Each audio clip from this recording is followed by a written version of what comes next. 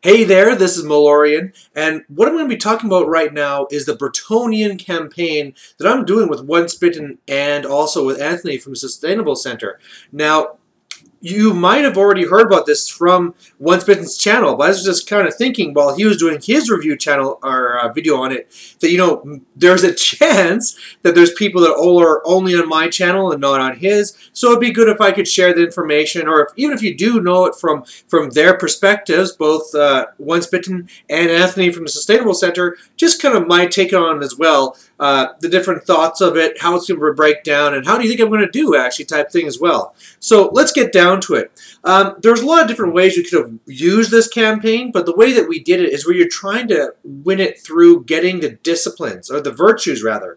So there's 14 virtues, only 13 really are valid, and what you have to do is take them in your games, achieve some sort of glory through the battle that's defined by it, and then after that you either have to win the game as well or keep that character alive. So it is pretty tough, especially because there's also attacks there. So I mean, this stuff can be pretty hard. I mean, this might be a virtue you normally don't take on characters you normally don't take, with extra taxes, so your army could be worse than it usually is, and then you have to do something crazy, and then you also have to win. So this is kind of difficult, but in the end, it's going to be the first one to get all of them wins. And you can only take 3 per game. I mean, really, you're probably not going to take 4 characters, but you never know, right? Somebody could go crazy and go for lots of these.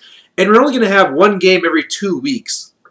So how about right now we go through what this all is going to be. So the first one here is the Virtue of the Penitent. This one, it seems to have some tactical use, but you pretty much never see it. What it does give you is Stubborn, which is cool, but you can't use any magical weapons, can't be on a Pegasus, can't be on a Hippogriff. So you're on this horse that can't join units as well, and a lot of times he just gets cannoned. I mean, really, tactically, you'd be better off taking the Stubborn Crown, hide the guy in the unit, and he can charge out when needed.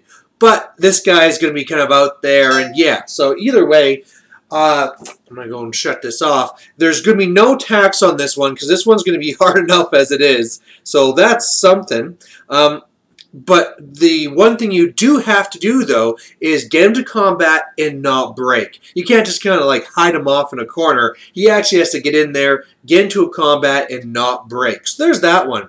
Second one is the Knightly Temper. And actually, neat thing about this campaign, for the last, I don't know, they were my first fantasy army, the Bretonnians, and for some reason, whenever I read this one, I always called it Knightly Templar. So, Knightly Temper? Okay, sure, whatever. Just kind of neat things you got to pick up when you're forced to actually focus on it. And what this one does, that each time that you get a wound before armor saves, you get to have an extra attack. So it is pretty powerful, lets you put out a lot of damage. What you're going to have to do with this is join a Knight of the Realm unit, and you can be the only one there. And then at some point during the game on the charge, you have to do 3 or 4 wounds. This one should be kind of easy. It is a pretty good build. Of course, it's going to be luck dependent on how you roll this stuff. But yeah, I mean, this is one where I think it's a pretty solid one to take. You do see it sometimes in these builds for something that's going to hit very hard. And really, the only time you don't see this stuff is because of how just taking a bunch of knights will get you more hits than a paladin or a lord that's going to be re-rolling for the same points. Then we take the one that is very popular, and that's the Heroism. And of course, what that one gives you is Heroic Killing Blow, which is fairly nice when you see so many monsters around. So there is a tax on this one, which is no trebs, which doesn't matter to me because I never take trebuchets ever. I don't even own them. But what you do have to do is Heroic Killing Blow something that you could possibly Heroic Killing Blow. So if it was something we would normally just regular Killing Blow, doesn't count. It actually has to be like a monster or monstrous infantry or something like that. So that one will be kind of interesting. Again, it's one where it's normally in people's builds, but for the other 2 guys, they won't be able to take any trebuchets. So that'll be more interesting for them, more run-of-the-mill for me. Then we have this Stoicism. And what this one here is, his unit gets to re-roll a break test. So it's kind of like a BSB. If you're away from the BSB, I never see this one being used. What we're saying is that if you do this, you can't take the Crown of Command. Again, this is kind of something that's more popular with other people's builds. I don't usually take the Crown of Command anyway. but I'll touch on that stuff near the end. And what you have to do with this is it's kind of like the first one where you have to get into a combat but not break from combat. So forcing you just to get in there. Now there's one that I always kind of like, but it seems like nobody else ever likes this one. This is the Virtue of the Ideal. And I like it because it gives your character +2 weapon skill, +1 attack, +1 initiative. So he's kind of like this combat monster. But then again, all units within 6 inches of him are -1 leadership. So sure, you make things bad around you, but this guy is going to be like your killer. He's a guy that's going to be pretty damn awesome. And I just, wish you could be doing some crazier combos with this. Like if it was the Vampire Lords, we could take this and other gear, but unfortunately this comes out of your magic gear. Anyway, I'm going off topic, but for this one here, it's actually going to be a hard task. We can't take a level 4, and that we have to do is always issue and accept challenges. Probably something you're going to do anyway with this guy, but the real thing here will be hard to do the tax, because of course level 4s are a good thing. Then we have the Impetuous Knight. Now what this gives you is +D6 on your initial charge. So you can get some crazy long bomb charges with this thing. With it though, you have to join a Knight errant unit, but you have to always charge if possible. So if you're ever within range and it's possible to charge, you have to do it. This one here, again, for my most part, I'm usually charging all the time anyway, so that's not a big deal. But again, if your opponent knows that you have to do this, they might be a little bit sneaky and try and draw you into some stuff. So this will be a thing that will be more interesting if the opponent knows what you're actually trying to do. And that's one thing we never really decided on, is whether you have to walk into the game and say, hey, I'm doing this campaign and I'm trying to do these 3 things. And they say, haha, screw you, and they stop you from doing those things. So I don't think we're sharing that. So if that's the case, that's not so bad of a thing. But you'll see what happens. Then we have Audacity. What this one here lets you do is re-roll the hit into wound against targets with higher strength. So it's usually characters and monsters and stuff.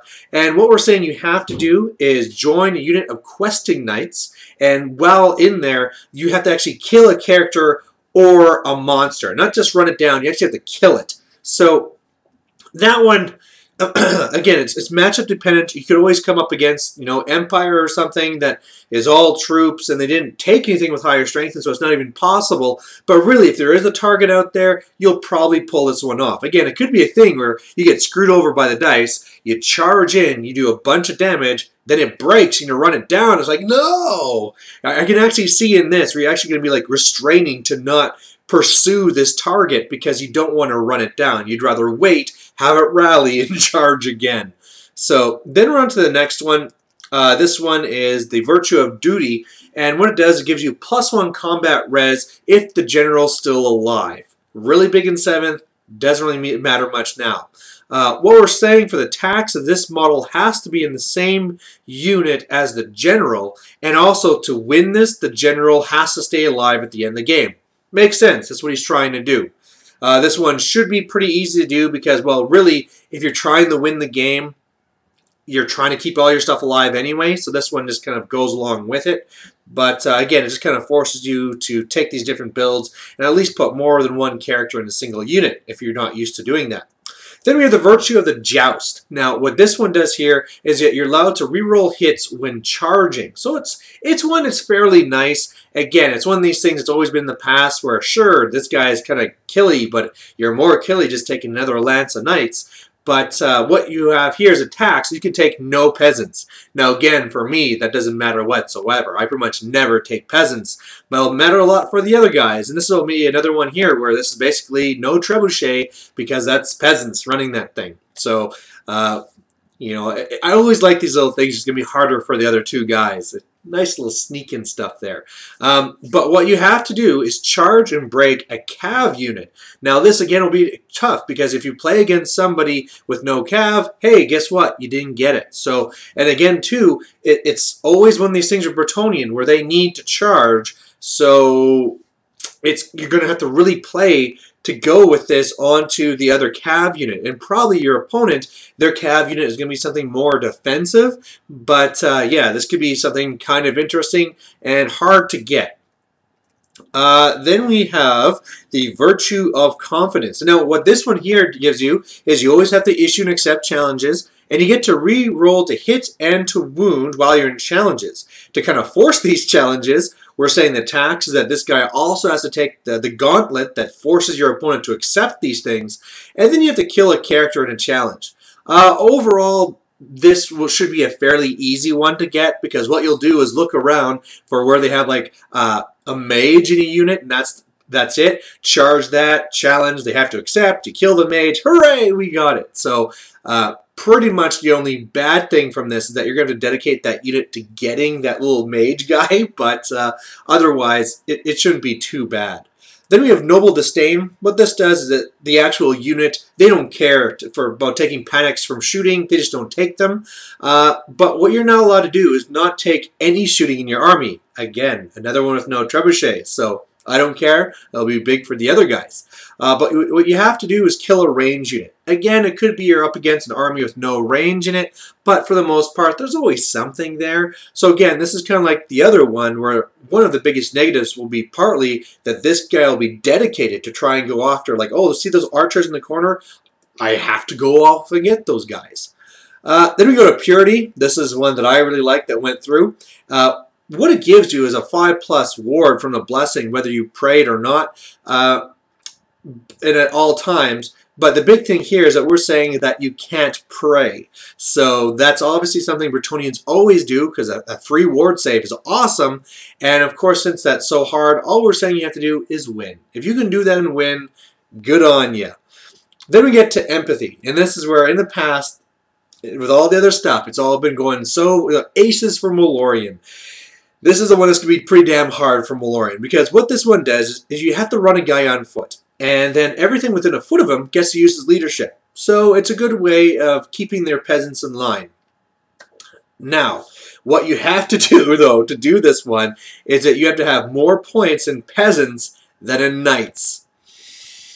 And if you guys know my videos, I don't play peasants. Currently, like whenever I got into Bretonnians, I had, of course, lots of men-at-arms and stuff, but, you know, I never used them, so when I started loving Once Bitten's channel, I just kind of sent them off his way. So all I own right now is some mounted yeomen and some archers. So if I have any chance of doing this, because we're saying it has to at least be a 2,000-point game, I'm going to have to use some proxies. So, first of all, I'm going to probably leave this to be one of my last ones. Oh, and also, just to get this out there, you also have to win a combat with a peasants unit where, you know, if you have that many peasants in your army, you're going to win some combat somewhere. But this is something where I'm going to leave to the very end, because it's going to be a hard one to win. So it's probably something you want to leave to the end anyway. And then for myself, I don't want to be putting out a bunch of battle reports where I'm proxying.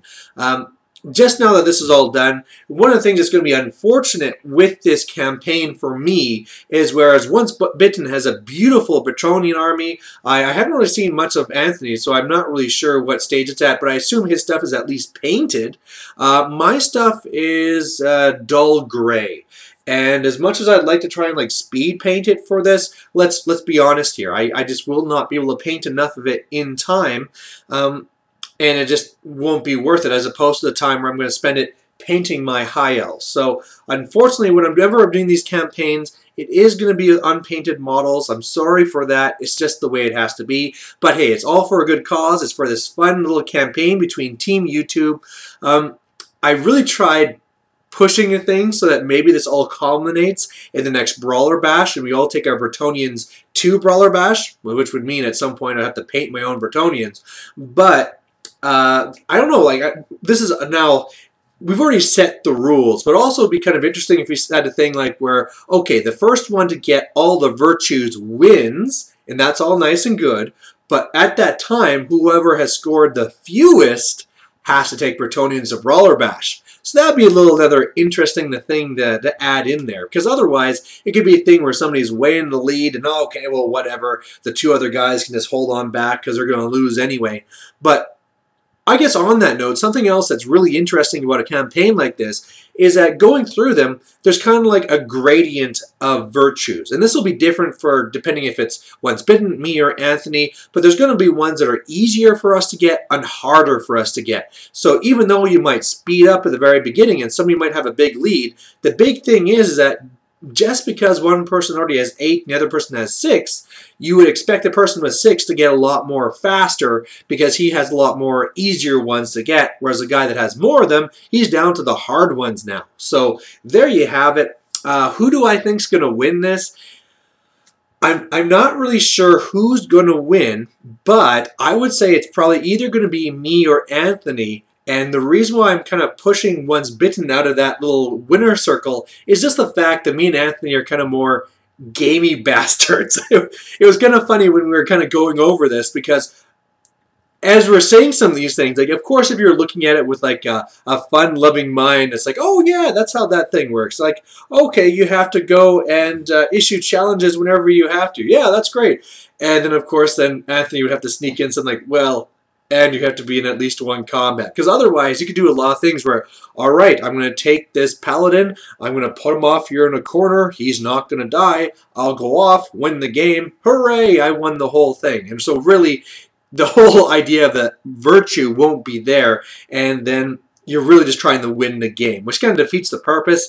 And so that's why the whole time they had to kind of sneak those little caveats in. So I think, though, even though the way it is, I would still give that more to me or more me and Anthony because we'll probably find some sneaky ways to get some of them done. Whereas, you know, Once Bitten's probably going to be more purist about it and, you know, let's go and try and do this one and see how it goes type thing. So we'll see how that goes. But in the end, you know, if I have to say then who's going to win between me and Anthony, I don't know. It really is up in the air. I would have to say me just because, I mean, you have to vote for yourself, right? But, yeah, I don't know. Also, here's a big thing. I'm going to vote for me because it seems like Anthony usually has to play up against his buddy Doug that takes that deadly Empire army. And Empire isn't always the greatest thing to face when you're Bretonnians. Between the steam tanks and the war machines and the demigryphs, it can be a bad time. So I think he's going to have a hard time winning the game. Let alone trying to get his other stuff. So I think that's going to be pretty difficult for him. So hey, maybe this is all aces for Malorian. We'll have to find out. At some point I'll have to get this ideal one. And you know, hey, if I can get my high elves painted really quick, maybe I can switch over and do my Bretonnians. But there's a reason why my Bretonnians aren't painted, and that's just because I'm kind of scared to paint them. If you've seen armies like Once Bitten, where they're all beautifully painted, that's how I want them to look. The problem is that I'm not a good painter. I'm a grunge painter. I love doing things like my orcs where you look at them and you know the color's all right and they're kind of dirty, but you know what? Dirty kind of fits them because they're in the mud and the muck and you know if they have that look to them that's awesome. Whereas Bretonnians are supposed to be like bright and brilliant and all this stuff. And that means highlights and painting skills, which I don't have. So there you have it. Maybe I'll have to try and talk to some friends, seeing if I can arrange something to get them to paint it. I think I saw a video from Anthony where he's trying to do the same thing. So I don't know if, I'm assuming some of the stuff is painted. He's just trying to give himself some options.